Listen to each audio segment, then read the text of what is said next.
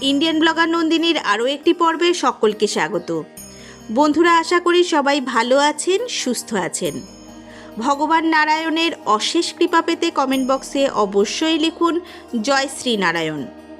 এই পর্ব থেকে জানবো এই বছর অর্থাৎ 2026 সালে বাংলা 1433 বঙ্গাব্দে নৃসিংহ চতুর্দশী কবে অনুষ্ঠিত হতে চলেছে। জেনে নেব পঞ্জিকা অনুসারে সম্পূর্ণ সময়সূচি, পুজোর শুভ সময় কখন থাকতে চলেছে, উপবাসের সময়সীমা জানবো, নৃসিংহদেবের পূজা পদ্ধতি জানবো খুব সহজভাবে। এছাড়াও জানবো এই নৃসিংহ চতুর্দশীর দিন শাস্ত্র অনুসারে কি খাবেন, কি নিষেধ রয়েছে। এই সব কিছুই জেনে নেব আজকের এই পর্বে।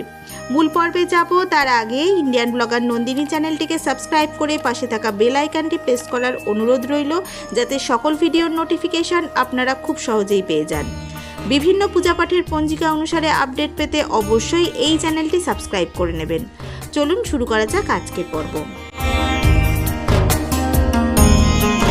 পঞ্জিকা অনুসারে একটি অত্যন্ত শ্রদ্ধেয় দিন হল নরসিংহ জয়ন্তী বা নৃসিংহ জয়ন্তী, যা ভগবান অবতারের স্মরণে পালিত হয়।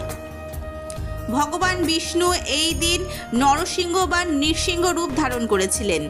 এই অবতারটি ঐশ্বরিক শক্তি সুরক্ষার মূর্ত প্রতীক হিসেবে পূজিত হয়, যা অশুভের ওপর শুভের বিজয়ের প্রতীক। নরসিংহ তার উগ্র ও রক্ষাকারী স্বভাব নিয়ে তার ভক্ত প্রহ্লাদকে রক্ষা করতে এবং অধর্ম ও স্বৈরাচারের প্রতীক হয়ে ওঠা অসুর রাজা হিরণ্যকশ্যপকে বধ করতে, ধর্মকে পুনঃপ্রতিষ্ঠা করতে আবির্ভূত হয়েছিলেন। এই দিন ভক্তি সহকারে নরসিংহ জয়ন্তী পালন করলে শান্তি, আধ্যাত্মিক শক্তি এবং নেতিবাচক প্রভাব থেকে সুরক্ষা লাভ হয় বলে মনে করা হয়, যা ব্যক্তিকে ধার্মিকতার পথে পরিচালিত করে। এটি জীবনের যাত্রাপথে সত্যের বিজয়, বিশ্বাসের শক্তি এবং ঈশ্বরের অবিচল সমর্থনের বিষয়ে চিন্তা করার সময়। নৃসিংহ চতুর্দশী ব্রত ও পূজাবিধি। উপবাস। ভক্তরা এই দিন সারাদিন বা সন্ধ্যা পর্যন্ত নিরম্বু উপবাস অর্থাৎ জল ছাড়া বা ফলাহার করে ব্রত পালন করেন। পূজা।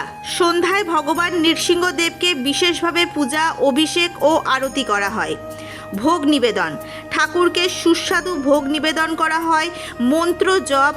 ওং উগ্রং বীরং মহাবিষ্ণুং জ্বলন্তং সর্বতোমুখম। এই মন্ত্রটি জপ করা বিশেষ ফলদায়ক বলে শাস্ত্র অনুসারে বিবেচিত। নৃসিংহ চতুর্দশী হল পরমেশ্বর ভগবান শ্রীকৃষ্ণের অবতার নৃসিংহদেবের আবির্ভাব তিথি।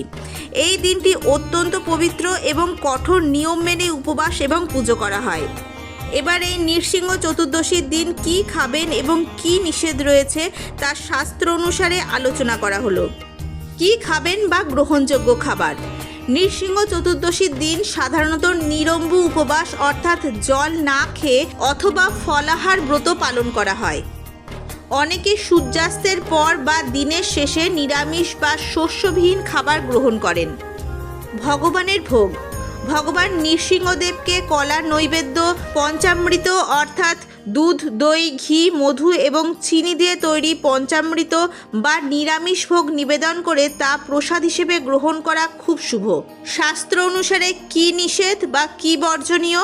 এই দিন সকাল থেকে পরদিন সকাল পর্যন্ত গম, চাল, ডাল যে কোনো ধরনের শস্যদানা খাওয়া একেবারেই নিষেধ শাস্ত্র অনুসারে। আমিষ খাদ্যদ্রব্য, মাছ, মাংস, ডিম পুরোপুরিভাবে বর্জনীয়। এই দিন ভুলেও পেঁয়াজ, রসুন, তামসিক আহার গ্রহণ করবেন না। শাক পাতা খাবেন না। কঠোর ব্রত পালনের দিন শাক এড়িয়ে চলাই ভালো।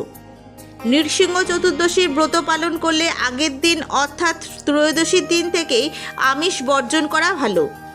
সকালে স্নান করে পরিষ্কার পোশাক পরে পূজা করা উচিত। সন্ধ্যাবেলায় যখন নৃসিংহদেব আবির্ভূত হয়েছিলেন সেই সময় পূজা এবং আরতি করুন। এবার জানব নৃসিংহ চতুর্দশীর সম্পূর্ণ সময়সূচি পঞ্জিকা অনুসারে। 2026 সালে বাংলা 1433 বঙ্গাব্দে নৃসিংহ চতুর্দশীর চতুর্দশী তিথি শুরু হবে 29শে এপ্রিল 2026, বাংলার 15ই বৈশাখ 1433 বুধবার রাত্রি 7টা বেজে 47 মিনিট থেকে। চতুর্দশী তিথি সমাপ্ত হবে 30শে এপ্রিল 2026 বাংলার 16ই বৈশাখ 1433 বৃহস্পতিবার রাত্রি 8:29 এই বছর নৃসিংহ চতুর্দশীর ব্রত পালিত হবে 30শে এপ্রিল 2026 বাংলার 16ই বৈশাখ 1433 বৃহস্পতিবার। এই দিন স্মার্ত ও গোস্বামী মতে প্রদোষে সন্ধে 6টা গতে রাত্রি 7:36 মধ্যে শ্রী শ্রী নৃসিংহ চতুর্দশী ব্রত, শ্রী শ্রী নৃসিংহদেবের আবির্ভাব ও পূজা, সায়ংকালে প্রহ্লাদ ও বিষ্ণুর পূজা। নৃসিংহ চতুর্দশীর পারণ অনুষ্ঠিত হবে 1 মে 2026 বাংলার 17ই বৈশাখ 1433 শুক্রবার পূর্বাহ্ন 9:26 মধ্যে স্মার্ত ও গোস্বামী মতে শ্রী শ্রী নৃসিংহ চতুর্দশী ব্রতের পারণ। আজকের পর্বটি আপাতত এই পর্যন্তই। ভালো লাগলে অবশ্যই একটা লাইক করে দেবেন এবং হেল্পফুল বলে মনে হলে নিজেদের ফ্রেন্ডস ফ্যামিলির সাথে শেয়ার করার অনুরোধ রইল। সবাই খুব ভালো থাকবেন, সুস্থ থাকবেন।